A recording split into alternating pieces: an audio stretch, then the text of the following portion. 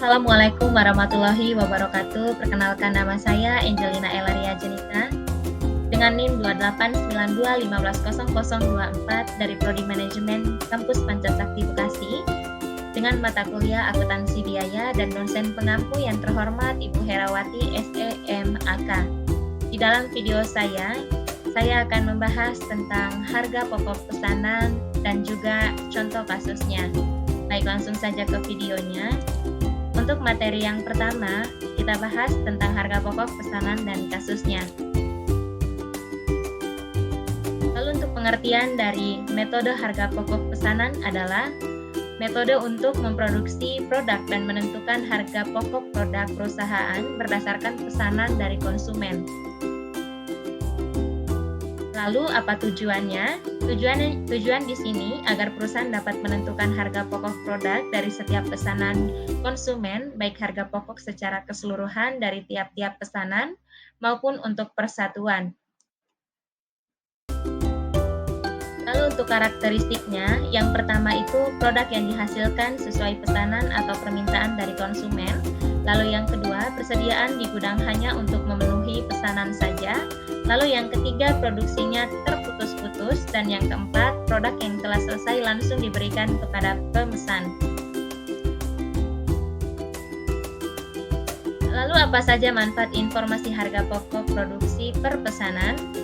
Yang pertama manfaatnya ialah menentukan harga jual yang akan dibebankan kepada pemesan. Lalu yang kedua, mempertimbangkan penerimaan atau penolakan pesanan. Dan yang ketiga, memantau realisasi biaya produksi. Dan yang keempat, menghitung laba atau rugi tiap pesanan. Dan yang kelima, menentukan harga pokok persediaan produk jadi dan produk dalam proses yang disajikan dalam neraca. Lalu di sini ada contoh kasusnya. Untuk kasusnya ialah PT Permata menerima pesanan khusus sebanyak 800 unit produk dari PT Buana. Biaya BB per unitnya sebesar Rp750, lebih mahal dari BB yang biasa dipakai yaitu Rp600 karena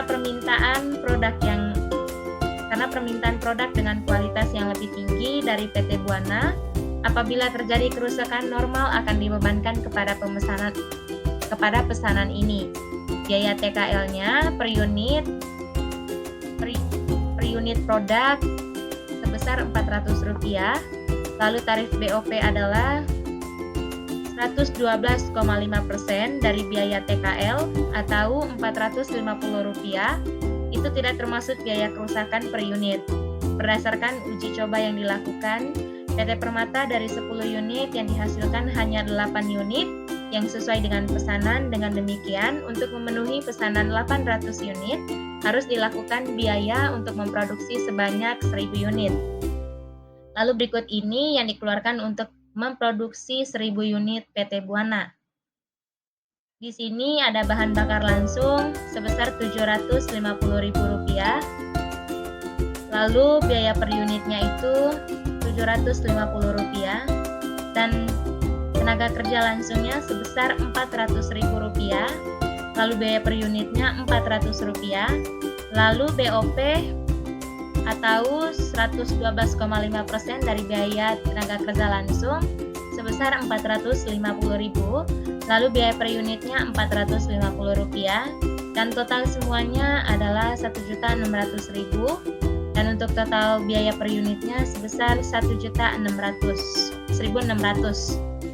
Terdapat barang yang rusak sebanyak 200 unit yang disebabkan oleh kerugian yang normal. Barang yang rusak diperkirakan masih dapat dijual dengan harga Rp400.000 per unit. Lalu diminta untuk ayat jurnal untuk mencatat biaya-biaya yang dikeluarkan untuk mengerjakan pesanan yang diterima PT Buana. Lalu yang diminta kedua, biaya dari barang yang rusak yang dibebankan ke pemesanan tersebut. Baik, langsung saja ke jawabannya.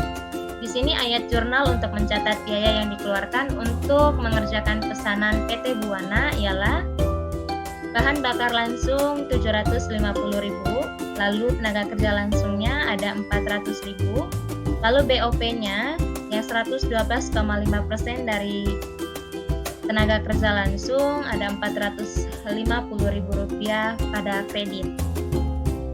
Untuk 200 unit yang tidak memenuhi spesifikasi dapat dijual dengan harga 400 per unit.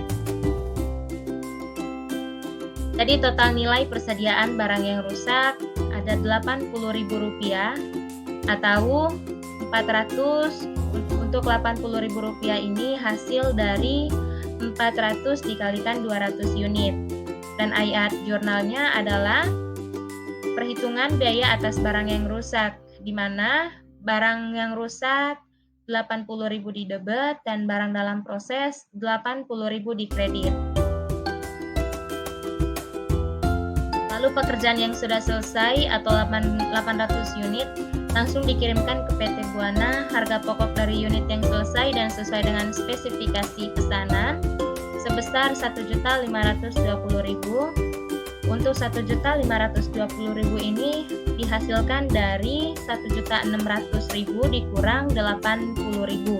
Jadi hasilnya Rp1.520.000. Dan untuk pencatatan dalam jurnalnya adalah beban pokok penjualan di debit Rp1.520.000, lalu barang dalam prosesnya di kredit Rp1.520.000. Lalu biaya per unit dari produk yang dipesan oleh PT Buana sebesar Rp1.900.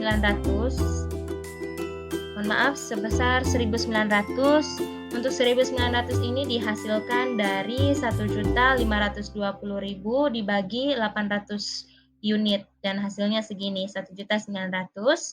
Lebih tinggi Rp300.000 dibandingkan dengan biaya per unit yang seharusnya Rp1.600. Adanya pembebanan kerugian dari unit yang rusak ialah 200 unit dikali 1,6 juta.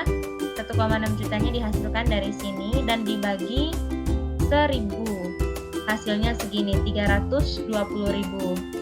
Setelah dikurangi dengan nilai penjualan dari barang yang rusak yaitu 240.000. Untuk 240.000 ini dihasilkan dari 320.000 dikurangi 80.000. Dan untuk perhitungan atas barang yang rusak tersebut, berikut adalah perhitungan atas barang yang rusak, yaitu total biaya barang yang rusak 320.000. Untuk 320.000 ini dihasilkan dari mana?